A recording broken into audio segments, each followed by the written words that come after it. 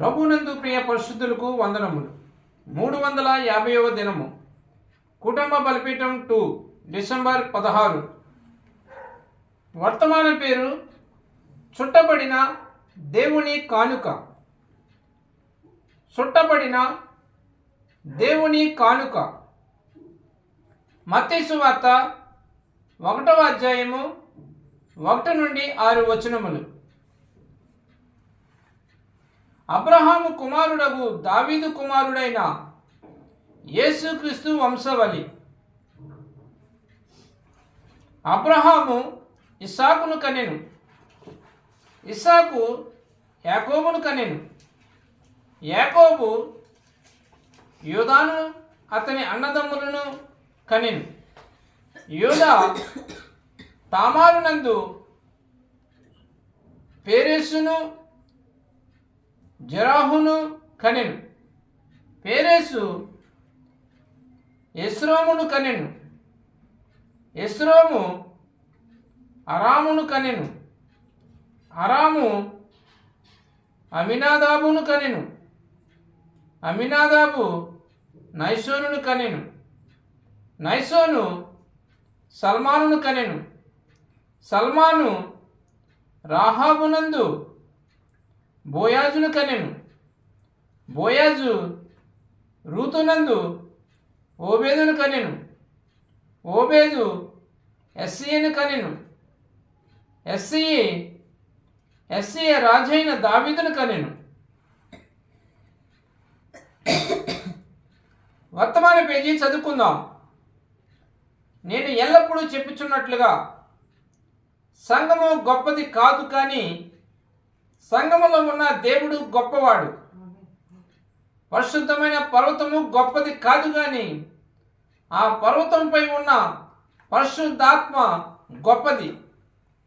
పరిశుద్ధుడైన మనిషి గొప్పవాడు కాదు, కానీ ఆ మనుషులలో ఉన్న పరిశుద్ధాత్మయే గొప్పది. గమనించారా?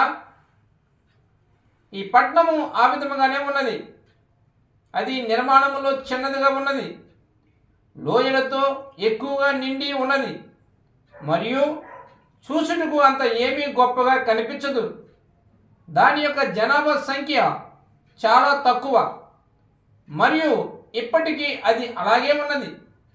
ఇప్పటికీ అది అలాగే ఉన్నది. కానీ అక్కడ దేవుడు ఏదో చీటుకు ఆయన దానిని ఎన్నుకునేను. అదే నేను ఇష్టపడుచున్నాను. దేవుడు ఎన్నుకునిన ఒక దానిని గూర్చి నేను ఇష్టపడుచున్నాను. కేవలము దేవుడు దానిని ఏర్పరచుకున్నందువలన అది ప్రజలకు ఎలా కనిపించినా కానీ దానితో ఏ సంబంధము లేదు.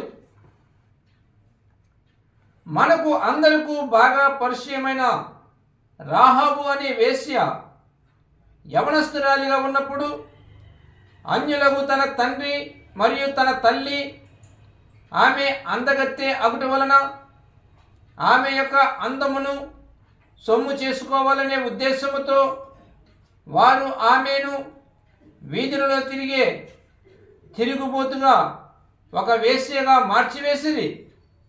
అలా వీధులలో తిరుగుచున్న ఒక నీచురాలిగా మారిన ఈ అమ్మాయి ప్రార్థనకు జవాబునిచ్చే ఒక దేవుడు ఉన్నాడని ఆమె విని ఉన్నది. ఆమె దేవుణ్ణి అంగీకరించుటకు లేక ఆయన కొరకు ఏదైనా చేటుకు ఆమెకు లభించిన మొదటి అవకాశంలోనే ఆమె దేవుని కొరకు చేసినది, మరియు ఆమె ప్రాణమును దేవుడు కాపాడెను, మరియు ఆమె కుటుంబమును ఆమె తల్లిదండ్రులను కాపాడెను. ఆమె ఇశ్రాయేలీయులలో ఉన్న ఒక సైన్యాధిపతితో ప్రేమలో పడినది. మనము దానిని చరిత్రలో కనుగొనగలము. ఆ సైన్యాధిపతినే ఆమె పెండ్లాడినది, మరియు వారి ప్రయాణ బంధము చాలా ఆశ్చర్యంగా ఉండెను. మరియు చివరిగా వారు బెత్లెహేములో స్థిరపడి నివసించిరి. ఈ సైన్యాధిపతి ద్వారా ఆమె లోకంలోనికి ఒక కుమారుని తెచ్చినది. ఈ సైన్యాధిపతి యొక్క పేరును ఇప్పుడు నేను జ్ఞాపకం చేసుకోలేకపోవచ్చును.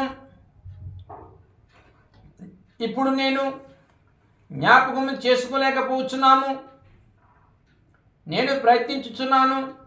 ఇక్కడ ఆయన పేరు ఉందని నేను అనుకున్నప్పటికీ అది అచ్చట లేదు.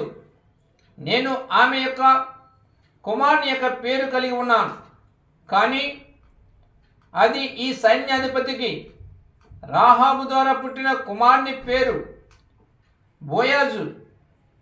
ఆ సైన్యాధిపతి పేరు సల్మాను. సొలొమోను కాదు. ఆలయమును నిర్మించిన దావీదు కుమారుడైన సొలొమోను కాదు, కానీ ఇతడు వేరొక సల్మాను. మరియు ఈ సల్మాను బోయాజు అనే పేరు కలిగిన ఒక కుమారుని కనెను. మరియు బోయాజు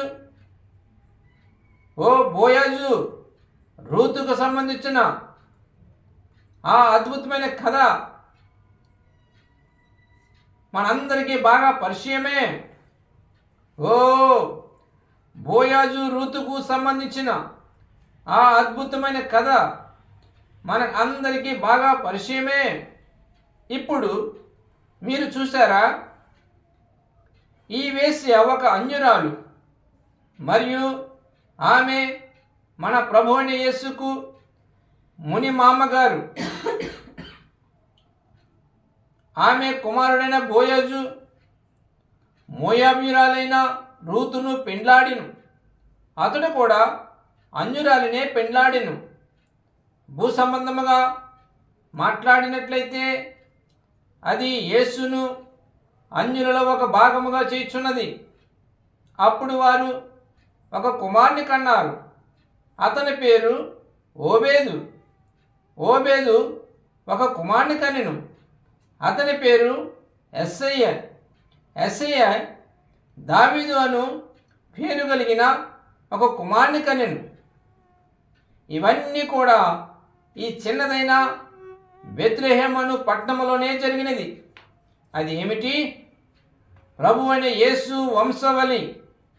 ఆయన యొక్క వెనుక చరిత్రలో పరిశీలించి చూసిన గొప్పవారైన ఈ ఆత్మీయ మనుషులు మనకు కనబడదురు, లేదా వారిలో ఏదో పేరుకు ఆత్మీయ వ్యక్తుల వలనే వారు కనబడదురు. దేవుడి పరిశుద్ధ వాక్యమును దీవించునుగాక. ఆమేన్.